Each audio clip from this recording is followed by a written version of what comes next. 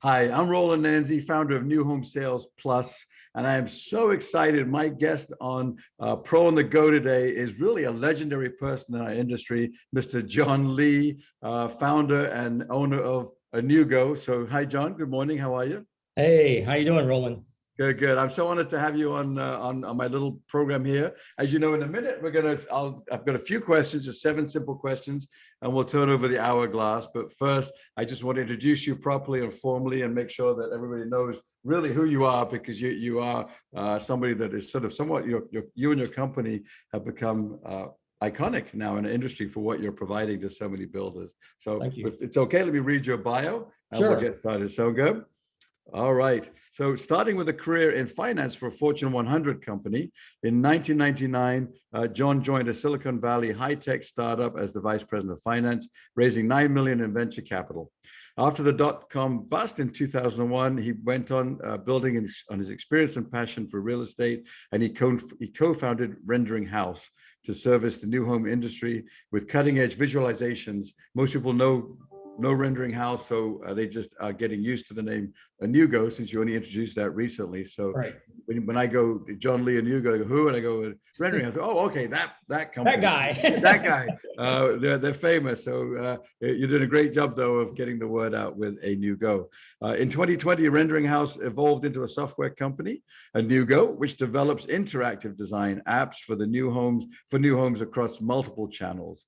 Anewgo is creating a new home marketplace, summer 2022 release right now, for buyers to find, design, experience, and buy new homes online, and to provide valuable analytics and lead generation for builders, agents, and developers, which John will get into today a little bit.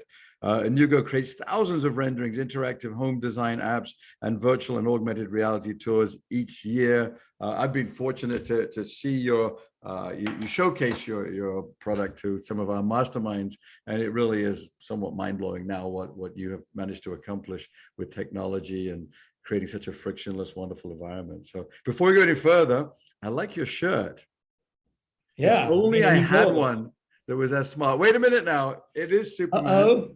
Oh, here we go. Here we go. Superman. There you go. There it is. I got it right there. I'm going to join you, my friend. Thank you for sending me the shirt. That's preparation right there.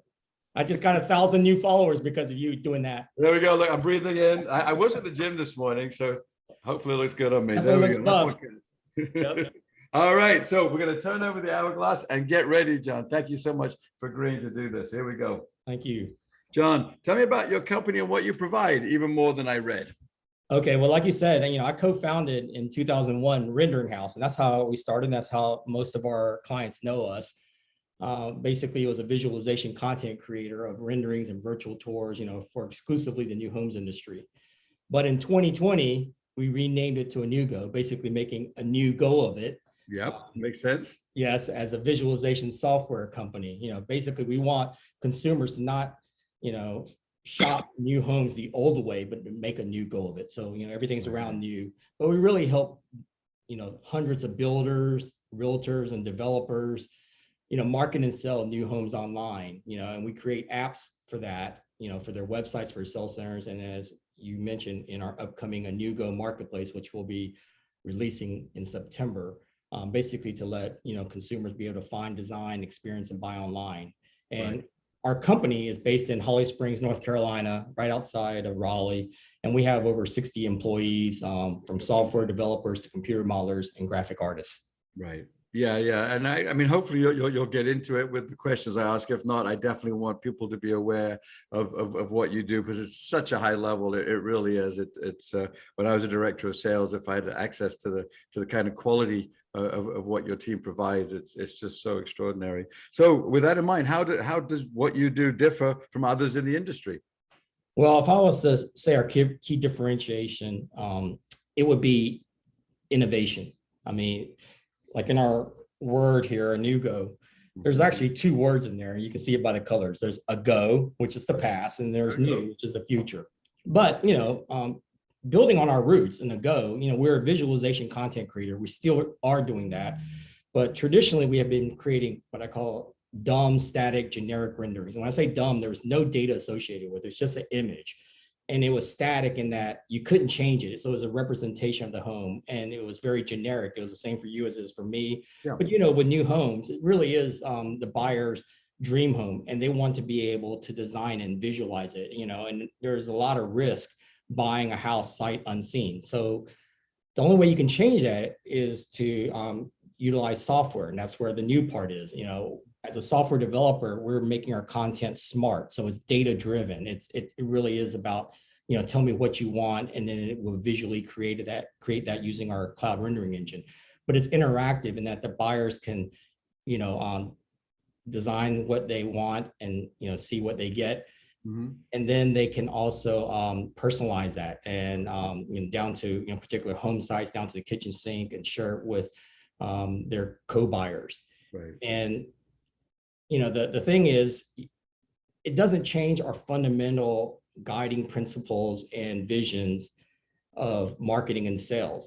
It just uses new technology and tools to better connect with today's home buyers. Yeah, absolutely. And I have many of the builders I work with are very, very happy with your services. I saw what you did. We had our group meeting in Charleston, and you gave a presentation. One of the small things that impressed me was how frictionless you made it, where you have paint colors that are the real paint colors from major paint suppliers. You have real products in there. So when a sales manager or director wants to build their home with you, it's easy. You made that frictionless. But when the client goes online at 2 a.m. on a Friday night or Friday morning to build their home, it's really what it looks like. It really is extraordinarily good looking, and it's a very realistic presentation of the home that they would actually dream about moving into. Does that? Yeah, so pretty much summarizes. Part of our technology encompasses building this huge library of stone and bricks and paint. We have all the major paint vendors in North America, and there we go. Interestingly, our biggest client is actually Sherwin-Williams. It's not a builder. They're getting so much business from consumers designing and painting their visually painting their homes online that they're buying directly from Sherwin-Williams. No, it's perfect. So when a home buyer clicks on heavenly linen as their favorite outside color, whatever the color is, it's authentic Sherwin-Williams color. But you've made it easy on the sales manager to upload all of that, and that's something that so many of the managers I work with are trying to do it themselves or taking a long time, and you've just made it so easy to get it up and running. The other beautiful side benefit of all that is we capture all the analytics from all the consumers, so we can really tell you what the most popular colors are and really guide the designers and the builders to know what is trending.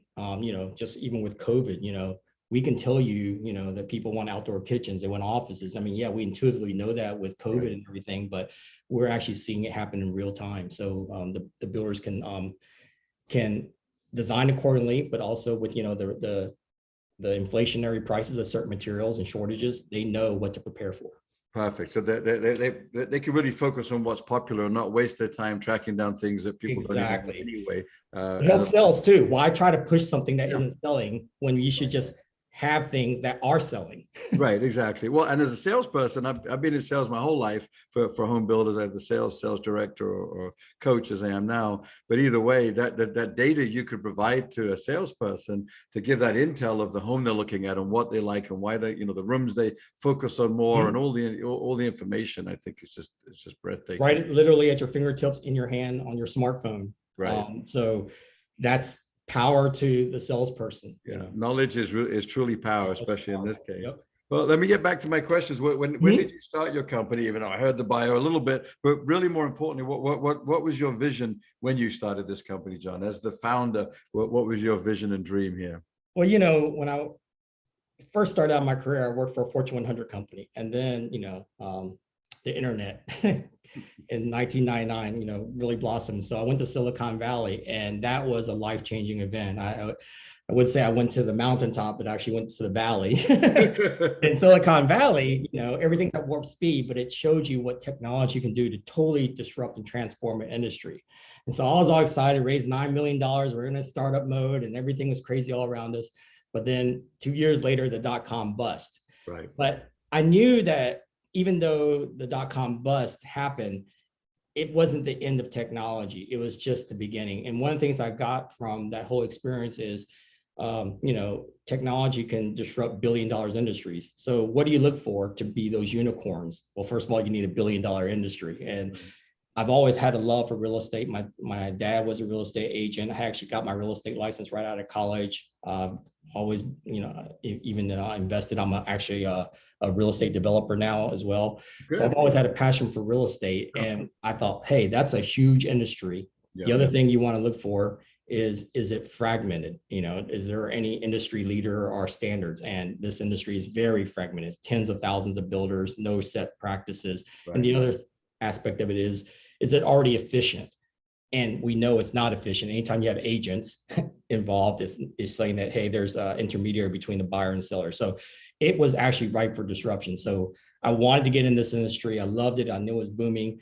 The one thing I discovered right from the onset is that if you're selling a new home, the new homes don't exist. So how are you going to sell the most expensive, complex product, sight unseen? So I knew I had to start out by creating a visualization content company. Okay. That's why we started Rendering House. I didn't know it was going to take 20 years to get to this point where buyers can actually design online, but it's been a wonderful journey.